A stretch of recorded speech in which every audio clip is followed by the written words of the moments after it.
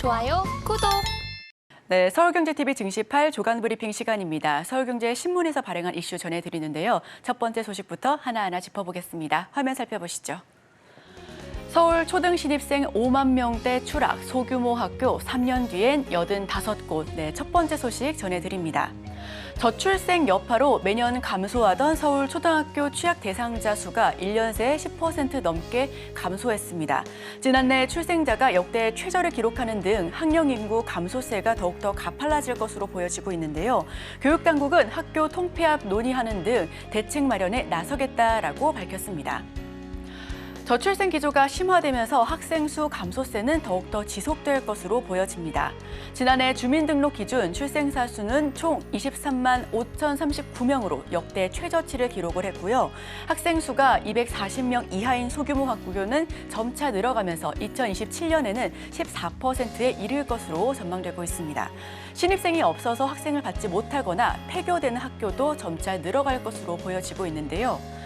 우선 윤 대통령은 이와 관련해서 더욱더 심도 깊게 논의하겠다라고 밝혔습니다. 오늘부터 국민과 민생 토론회를 시작하기에 나섰는데요. 오늘 첫 주제는 주택과 일자리, 저출산이 될 것으로 보입니다. 대통령이 직접 업무 보고를 받겠다라고 말을 했고요. 저출산 관련주가 어제 이에 일제히 상승 흐름을 보여줬습니다. 이 저출생 관련주는 새해부터 시행되는 정부의 출산 육아 지원책이 확대될 것으로 보인다라는 영향의 상승 흐름을 보여줬는데요. 정부는 올해부터 매달 만 0세 아동의 부모에게 부모급여 지원금으로 약 100만 원을 부여하겠다라고 밝혔습니다. 만 1세 아동 부모는 50만 원으로 전년 대비 각각 30만 원, 15만 원씩 부모급여가 늘어날 것으로 전망이 되고 있고요. 이에 일제히 출산 장려 정책이 어제 상승 흐름을 보여줬습니다. 테마 상승으로 약 6% 넘는 상승 흐름을 보여줬는데요. 아빠가 컴퍼니는 29.87%로 상한가 진입했고요. 제로투세븐은 17%, 삼성출판사 13%, 모나리자 8% 넘는 상승 흐름을 나타내줬습니다. 네, 기사 요약하고 정리합니다. 국공립 사립 약 6만 명이 채 안 되면서 10% 넘게 뚝 떨어졌습니다. 전국 초등학교 입학생은 30만 명대로 전망하고 있고요. 신입생이 아예 없는 초등학교도 작년에 146곳에 달한다라는 소식입니다. 올해 폐교 예정인 초중 고등학교도 33곳으로 보여지고 있고요. 교육당국은 학교를 통폐합하는 등 관련된 논의를 본격화하겠다라는 소식을 전해드립니다. 자, 그럼 두 번째 소식으로 전해드립니다. 진격의 방산주 하락장 뚫고 고공행진, 이번에는 방산주 소식을 두 번째 소식으로 전해드립니다. 방산주가 어제 일제히 강세를 보였습니다. 정부가 폴란드 방산 수출 2차 계약을 마무리 작업에 본격 착수했다라는 소식의 상승 흐름을 보여줬고요. 대북 안보 리스크 부각에 힘입어 방산주가 조정 장세를 뚫고 강세 흐름을 나타냈습니다. 특히 외국인 투자자들이 연초부터 국내 방산 업체들을 쓸어 담으면서 주가를 견인했다라는 평가고요. 종목별로 움직임은 한화 시스템이 6.55% 상승하면서 52주 신고가를 경신했습니다. 현대로템도 2.8%, 한화 에어로스페이스 2.78%, 한국항공우주도 6% 넘게 상승하면서 국내 방산의 빅4 기업들이 일제히 강세를 연출했었는데요.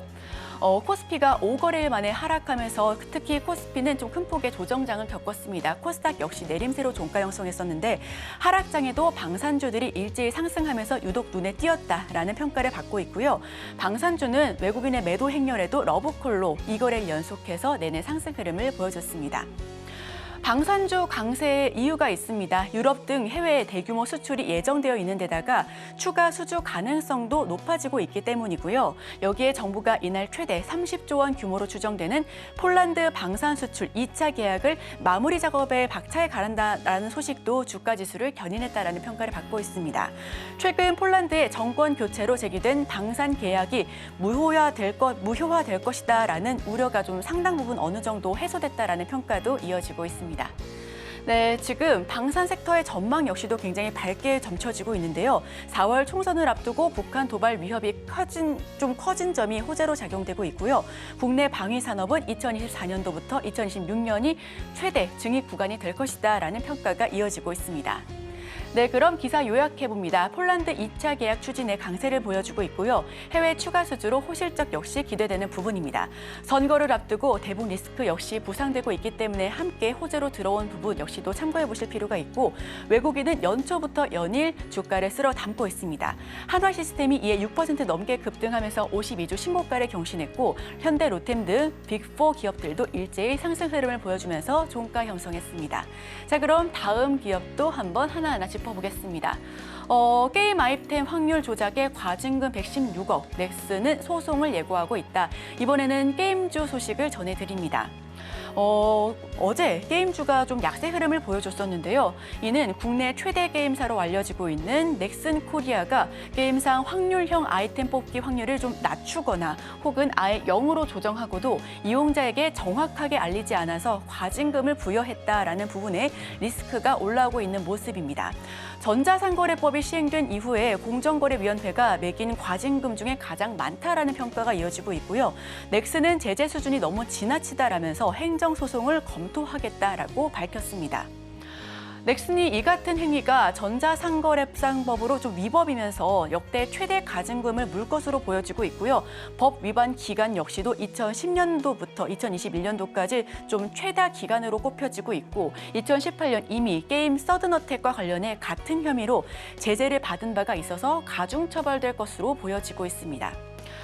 이 확률형 아이템의 확률을 낮췄다라는 데 방점이 있는데 게임 메이플스토리에서 문제가 된 확률형 게임 아이템은 큐브입니다. 어떤 옵션이 나올지 몰라서 소비자들은 단기간에 캐릭터 능력치를 좀 높이고 싶어하는 심리를 노린 부분에 있고요. 그 매출액만 하더라도 메이플스토리 전체 매출액의 30%를 차지한다라고 합니다. 한 이용자는 큐브 구매에만 연간 2억 8천만 원을 쓰기도 했다라고 하는데 하지만 단 4개월 만에 특정 인기 옵션은 덜 나오도록 조정해 서 소비자를 기만했다라는 비판을 받고 있습니다. 넥슨은 이번 부분에 소송으로 맞대응하겠다고 하고요. 업계는 행정소송 결과에 따라서 과징금 규모가 줄어들 수 있다라고 관측하고 있습니다. 실제 2018년 넥슨은 같은 혐의로 과징금 9억 3,500만 원을 부과받았지만 대법원 판결 이후에 4,500만 원으로 조정받은 부분이 있고요. 근거는 확률형 아이템으로 벌어들인 매출액이 과다 산정됐다라는 이유에서입니다. 자, 그렇다면 정리하고 또 넘어갑니다. 공정거래위원회가 역대 최대 규모를 부과할 것으로 보여집니다. 게임 메이플스토리 아이템 큐브에서 지금 발발된 부분이고요. 인기 옵션의 등장을 좀 임의로 낮췄다라는 부분 비판을 받고 있습니다. 기존 구조와 동일하다라는 거짓 공시도 있는데 확률 공개에 대한 의무가 없던 시기이다라면서 넥슨은 과징금에 대해서 좀 반발하고 있다라는 부분을 전해드립니다. 자, 그럼 다음 소식 전해드립니다. 정책 리스크 벗어날까 에너지 공기업주 빵끝 하락장에서도 울고 웃었던 관련된 종목들 이번에는 에너지 관련주 살펴보겠습니다. 전기가스 공기업들 좀 살펴보실 텐데요. 유가 하락과 요금 정상화 등으로 재무 위기를 벗어날 수 있겠다라는 기대감에 일제히 상승 흐름을 보여줬습니다. 다만 예년보다 따뜻한 날씨로 인한 수요에 대한 감소와 경기 침체 등의 영향으로 에너지 공기업들의 실적이 좀 극적으로 회복되기는 쉽지 않을 것으로도 전망을 하고 있고요. 에너지 관련된 공기업들 어제 주가가 일제히 상승 흐름을 보여줬습니다. 큰 폭의 상승률은 아니었지만 한국전력은 2% 그리고 한국가스공사도 0.2%, 지역난방공사 2.82% 상승 흐름을 보여줬고요. 전기가스업 지수도 1.64% 상승해 이날 모든 업종 중에 가장 큰 오름폭을 기록했습니다. 최근 유가가 하락하면서 하락 안정세를 보이는 데다가 요금 정상화와 같은 정책이 호재로 들어왔다라는 평가를 받고 있고요. 하나증권은 이에다 리포트를 더했습니다. 한전이 지난해 8월 한전기술 지분에 대한 대량 매매, 즉 블록딜에 실패한 이후에 일괄 매각으로 방향을 선회한 것도 에너지주에 좀 관심이 집중되는 데 한몫을 했다라는 부분이고요. 향후 재무 구조는 원자재 가격 변동에 따라서 결정될 것이다라고 진단을 하고 있습니다. 자, 그럼 정리합니다. 국제유가 하락에 요금 정상화가 호재로 들어왔고요. 한전과 지역난방공사는 2% 넘게 급등하면서 일제히 강세를 보였습니다.